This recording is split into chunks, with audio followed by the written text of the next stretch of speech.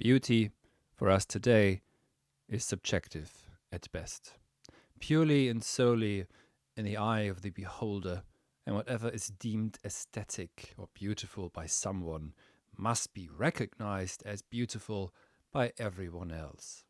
There is a silent or not so silent tyranny about the postmodern malaise in which we find ourselves.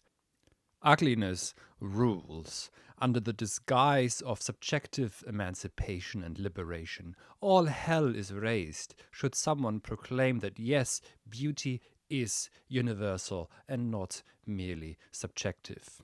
That, by the way, the subject is itself a universal has not occurred to the critical voices. The irony is, of course, that those who preach the subjectivity, or rather the subjectivism, the solipsism of beauty and art, are in fact supporting a tyrannical rule of universalistic ugliness and hideousness, very often also state-funded. Just look at what modern architecture vomits in everybody's face. That beauty is not at all aesthetic, first, and hence not initially to do with personal taste, etc., might come as a surprise if you were unfortunate enough to be raised in the 20th and 21st century, which I will assume is the fate of everyone listening to this. That beauty could instead be, or rather really is, ontological first, that being itself is beautiful. Now that must sound a rather strange idea, but it is the idea of Plato. In fact, thinking the idea of the good allows one to see the beauty in the world, and it is at once only through beauty, the beautiful, that we can begin to glimpse at the idea of the good.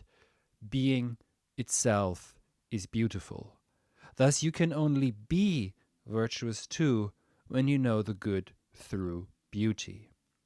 To remember this is an act of highest anamnesis, of remembering what is our metaphysical birthright as humans, and it is the antidote, the medicine, the pharmakon, the poison against the poison of the spiritual malaise and utter nihilism in which we find ourselves today.